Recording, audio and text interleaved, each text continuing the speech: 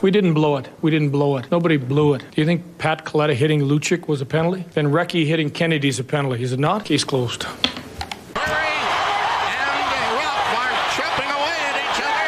They want to go. You're going to take out one of our best players because you couldn't take a hit? That's a joke. That's an absolute joke is what it is. Lindy Ruff incensed. And we get a penalty on the play? That's a joke. That's the definition of a joke right there. Because he's reacting because he got hit, and the officials don't see that? That is a joke. The referees can't repeat it. Oh, well, you don't have to. We heard most of it. Unfortunately. Now, Suspend him. Get him out of the game. I've had enough of that. The joke is what it is. I'm going to leave you with 2 words. Be the final 2 words for this summer. No goal. Well, good morning, everyone. Jeff Russo, Matt Bove. You just heard it. No goal from Lindy Ruff, the team's most successful head coach in franchise history. Now on his way back, set to be introduced here today as the new head coach of the Buffalo Sabres at a news conference down at the arena. In about an hour and a half. Getting your thoughts, talking to the community, talking to fans about their thoughts on this hire and Lindy Ruff coming on back. Matt Bove, of course, has been covering this team very closely over the last several years. It's been a pretty quick turnaround, Matt, in terms of the team moving forward, firing Don Granato, and here we go, Lindy Ruff. It's interesting. We've chatted about this. All signs pointing toward this hire, even just a couple days ago, and boom, just like that, Lindy Ruff is back. Your thoughts? Well, I took the villain approach yesterday, and I, certainly heard it on social media. All I said was that I didn't like the move.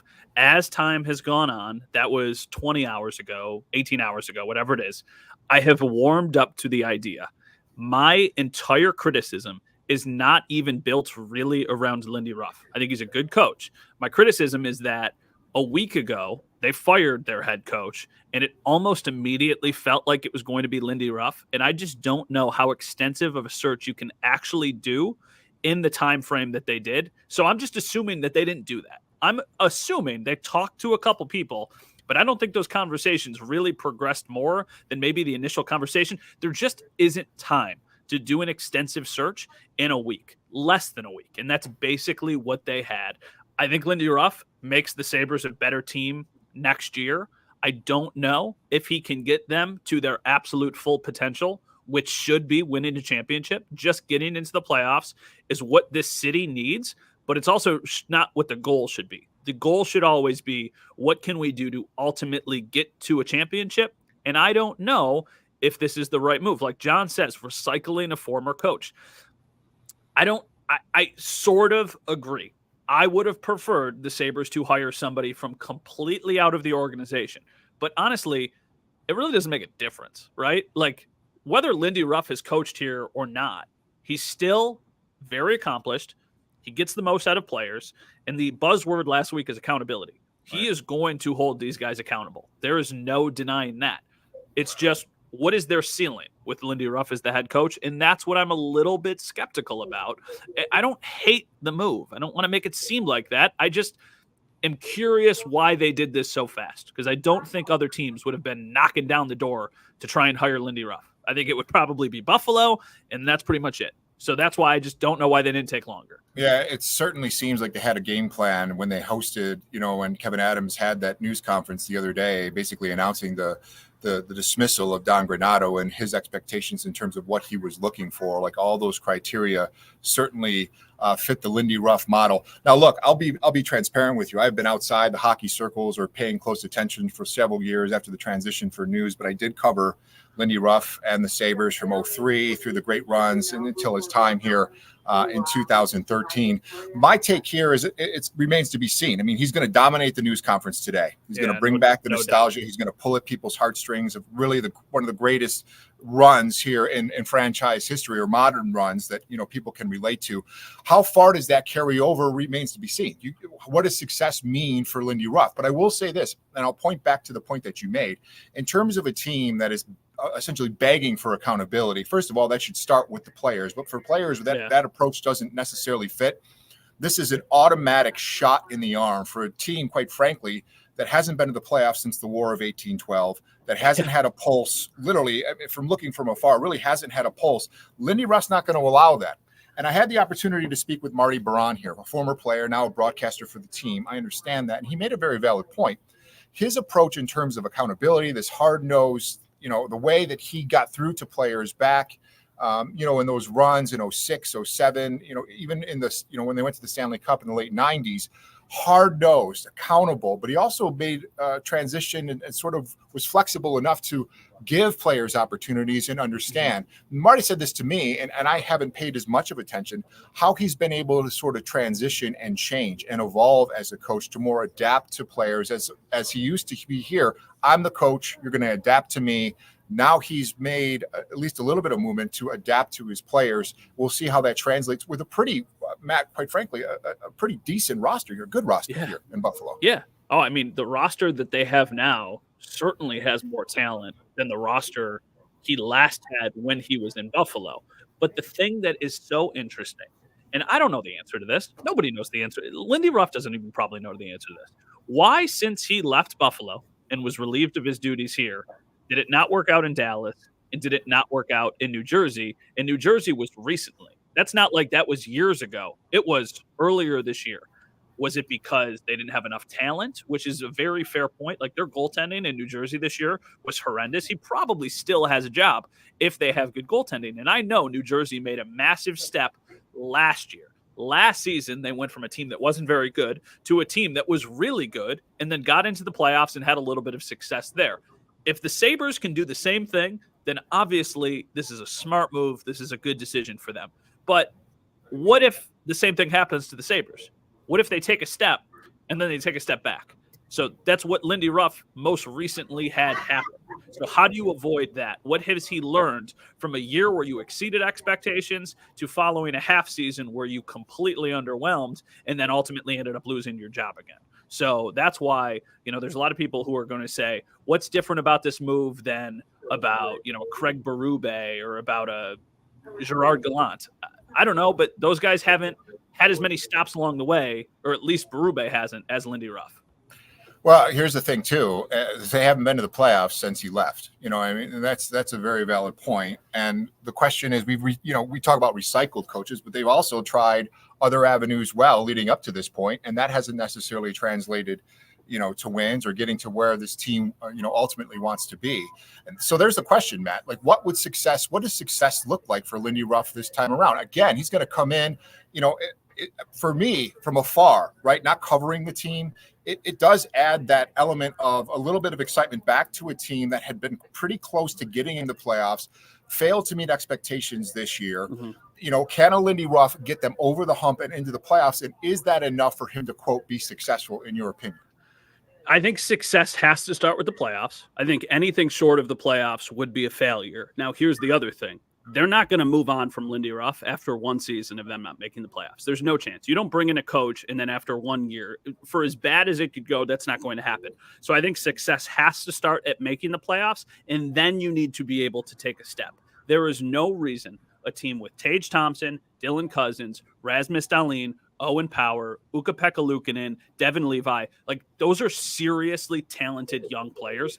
They should be able to accomplish so much more than they have. So this coach needs to be able to get even more out of them and take them to an area where they haven't even dreamed of going. It's got to be about winning the Stanley Cup. And I know that that's ridiculous to say for a team with the longest playoff drought in the NHL, but they've got the talent and the prospects and the organizational depth to get to that point. It's just, how do you get there? And he's got to be the guy that gets them to take the first step and then eventually the steps after that. Well, when you talk about Terry Pegula, when he took over the team, purchased the team, that was his opening statement, right? From this point forward, our goal is to win the Stanley Cup. So, as far as getting into the playoffs would be a big boost for a team that hasn't, 13 seasons now. I think you're right. The ultimate goal has to be to get to the Stanley Cup, and is Lindy Ruff the guy to do it? And that remains to be seen. And that's really where it's going to be. That's the proof there. He's going to add a lot of excitement. He's going to add accountability. He's going to add energy. He's going to add a pulse. Will that translate with this generation of NHL players into success on the ice? And that's ultimately how he's going to be judged. Now, him as a coach, thinking back to the over 10 years that I got a chance to coach, not coach him, got a chance to cover him and the team through some of those fantastic runs, to the Eastern Conference Finals. He was as tough as nails, both with his team and in the media. He was extremely intense, the same way he was as a player for the Buffalo Sabres back in the day. And I think he'll bring that right off the bat. But some of the things that you don't know from afar, at least from being, outward looking in, is how he is just as a person. Some of the funny things that he does. Yeah, he's got a lot of personality. He's fired up, but he's also got that playful side that I think could relate quite well, with this team. And that's the question. You point to his success here in Buffalo and you talk about goaltending, right? He had Dominic Hasek, he had Ryan Miller. Goaltending is maybe potentially starting out for the current Sabres, and how will that fit into what he's trying to do, Matt? I think. Well, Ukko-Pekka Luukkonen was a guy that I was wrong on. I didn't know what he was going to be. It took him a little bit longer than maybe some people anticipated, but he's still a young player, and he had an outstanding season this past year. There is no reason why this team shouldn't have made the playoffs with the level of goaltending that they got. So now you have UPL coming back as what I would assume would be their starter, who will probably get a load of 50 games, 55 games, and then Devin Levi, who was supposed to be the starter, which was way too early. They rushed that, but he went to Rochester and has been a rock star since going to Rochester. So I think next year we see some sort of combination of that. That's the other thing, too, about this team that just has to be better. Like, their backup goaltending this year was atrocious. If UPL didn't play, they very rarely had success. I think Eric Comrie finished the season with 2 wins. You'll get more out of Devin Levi than you got out of any other goaltender to go alongside UPL. So he should have good goaltending, which will definitely help. Like, the goaltending he had in New Jersey was laughably bad this year, probably the worst in the league. If he had the Sabres goaltending in New Jersey, we're talking about a different coach being hired, because he wouldn't be available. He wouldn't be on the market. It's just, what can he do to get the younger guys to take a next step that needs to be done? They need more out of Owen Power. They need more out of Dylan Cousins. They need more out of Jack Quinn. They need Zach Benson to take another step. Like, they need these guys to continue to grow. So he needs to figure out a balance between development and getting the most out of your young guys, but also finding those veterans who are difficult to play against and who can fill out your bottom 6 and who are going to just be really reliable in their own end. It's easier said than done, but that's what he's got to figure out from a strictly hockey standpoint.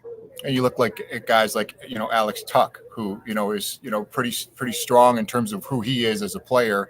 Mm-hmm. Ruff's the kind of guy that may be able to push a button and get a little bit more out of him, and a guy like Deline, and, moving forward. And this right here, you're seeing one of the, most amazing moments, in my opinion, in franchise history. That's what you get. And you saw, Matt, some feistiness from this team, this current team, down the stretch, right? When things were not going well, sort of that old school, if all else fails, let's at least try to rough these guys up a little bit. And I'll tell you what, Lindy Ruff, at least in terms of his tenure here, and again, this was a while ago, I get it, he'd be more than willing to. That's what he's saying right there. Go after Peters. Right. Go after Peters. Don't go after our word I'm not allowed to say on camera, captain. Like, that's the kind of fire that he's got. And I think that his teams, echoed that. Can he get the same, though, out of this team?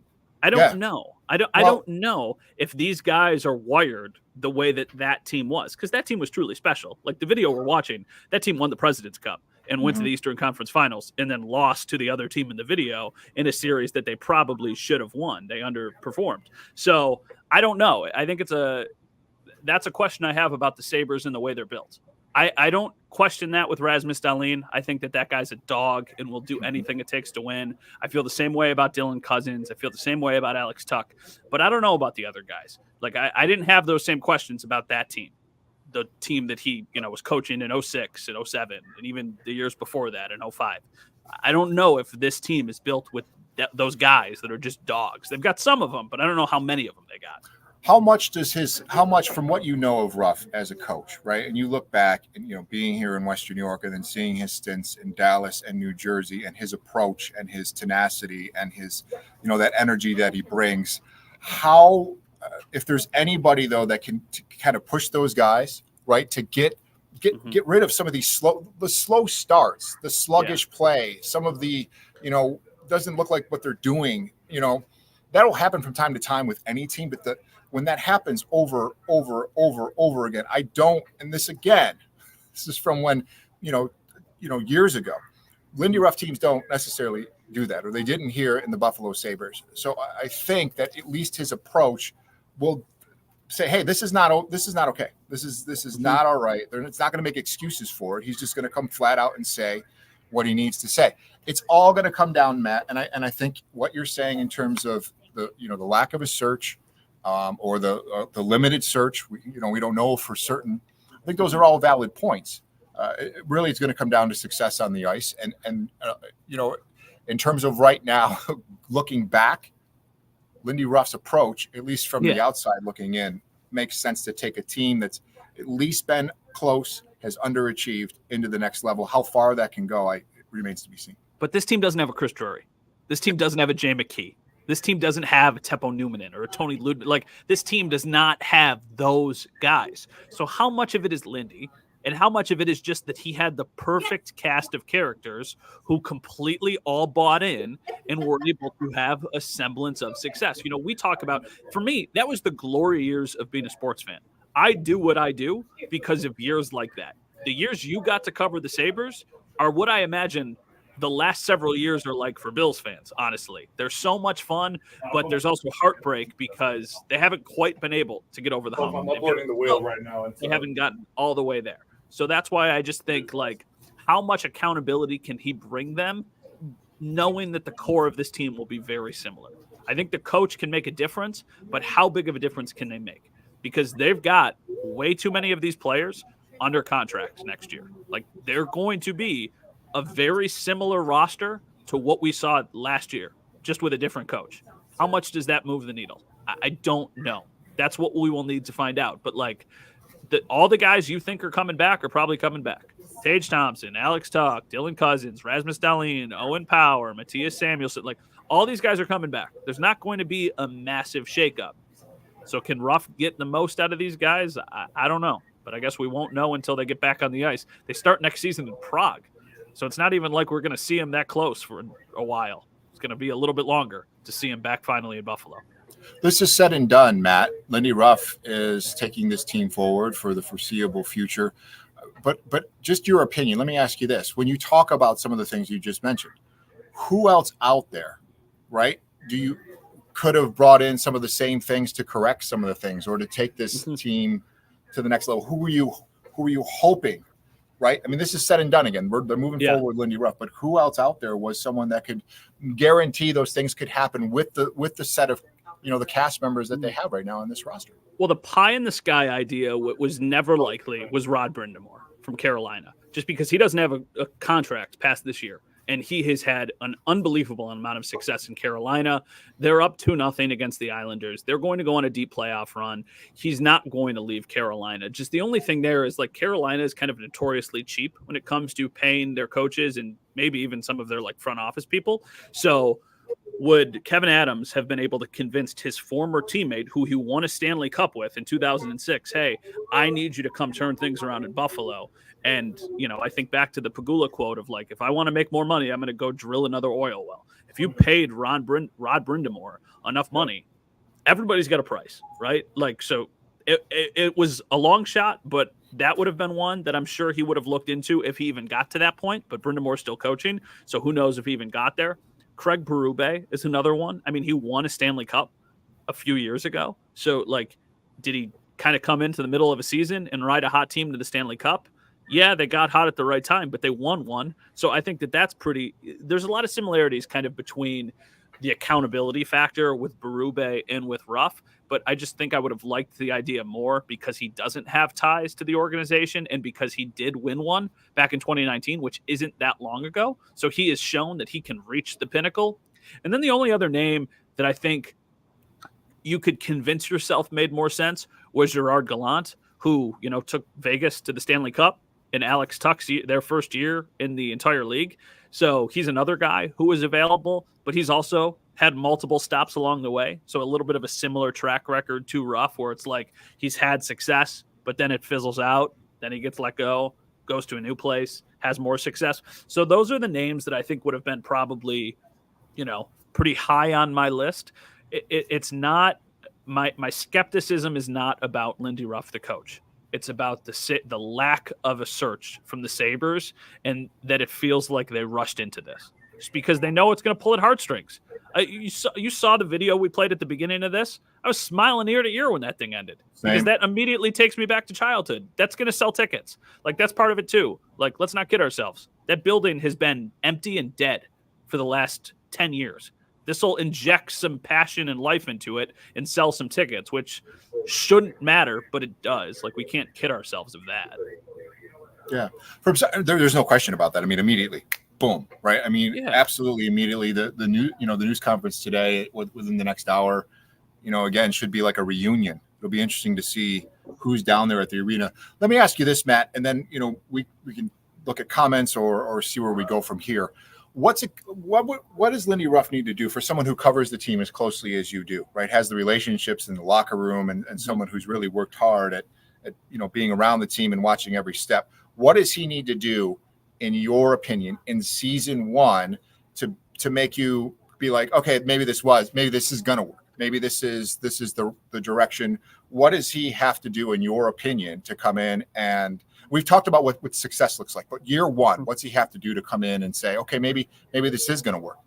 He needs to unleash a new level from a lot of these guys who have either shown it but not consistently, or who have yet to shown it, which is not an easy thing for a guy who's 64 years old to get the most out of an 18-year-old Zach Benson. Well, next year he'll be 19, but he needs to be able to get the most out of his players, because from a strictly talent standpoint, the Sabres have the talent. It's just, can they get to that next level? If they go and they make the playoffs next year, that's check a box, and then we can stop talking about this drought. But just getting to the playoffs should not be what the goal is, and it should not be what the long-term goal is. Because I sit there and I watch these playoff games on TV the last couple nights. Like, these teams would bully the Sabres in the playoffs, this past year's version of the team. It can't be good enough just to get to the Sabres and then losing 5 games to the Panthers or losing 5 games to the Bruins. Like, you need to go and you need to be competitive, and you need to show that this team is on an upward trajectory that people can get excited about, and then eventually be able to take the next step. It's playoffs or bust for me next year. That would have been the case with any coach that they would have hired. But for Lindy Ruff, he has a long leash from the fan base because of the nostalgia, but he shouldn't have that long of a leash because of the roster. Like, there's no denying that he's inheriting a really talented group of players that should be able to get to where they are trying to go. So, like, he needs to have success from day one. He needs to come in here, and the standard needs to change, because there hasn't been a standard with this hockey team in a long, long time since he was here last. That's what he's got to figure out. And that's what will remain to be seen. I do think, this is a guy, and whether it translates in this current roster, that understands the importance of this franchise to this city, understands what it's like to be a player in this city, and I think understands the passion of the fans, more than any other coach that you could potentially bring in here. That leash that you spoke of ran out on Granato because, quite honestly, like you said, the roster is there and they weren't able to take the next step in it. Now let's see if Lindy Ruff can do it. Basically everything since Terry Pegula has bought the team has not worked out. So the new things that they've tried and the walks down memory lane both have failed. I do not know what the right answer is, but you can say, sure, he knows what the community means. He knows what the team means to the, like, I get all of that, and his is to a different level because of how beloved he is in this community. But it wasn't that long ago that they had Ted Nolan come back for another kick at the can, and that failed miserably. It wasn't that long ago that they hired a former Sabre and Amherst, Jason Bottrell, to be their GM. That failed miserably. Then they hired another former Sabre, Phil Housley, to be their head coach. That also failed miserably. So it's not like that this is the first time. I think nostalgia is cool in doses. This is not new. This is what has been the case for Terry Pegula since he bought the team. It's, well, people love this guy, so hopefully it leads to success. And I will say this, if they reach any level of success with Lindy Ruff, it'll be even sweeter. It'll be that much sweeter. It'll feel like, you're tying a bow on this, and, you're kind of finishing the story. Cody Rhodes, WWE, like, reach new heights. It would be so cool. But, you know, I don't know if that happens. Yeah. And nostalgia is only going to take you so far. I mean, it's going to win the day, right? He's going to dominate this news conference or, you know, just knowing his personality and knowing the way he's, you know, addressed these certain things. I'm sure he will, but I think he knows that as well. Right. You know, and you point to, you know, where else was his career going to go? Didn't work in Dallas, didn't work in New Jersey. What else was next for Lindy Ruff? Well, here's his shot. Here's another kick here in Western New York, and we'll see what happens. This is from Matt. Maybe they should have a proven winner as president of hockey ops and take that away. So, like, this is a really interesting point because I agree that I think that they should have another person kind of making all of the decisions. And then you have the general manager who works alongside that person. And then obviously the coach. I think that hierarchy works. I think that that's a structure that the Sabres should have implemented a long time ago, but they don't. I almost think that this could be a step towards that. Like, Lindy Ruff is beloved in this organization.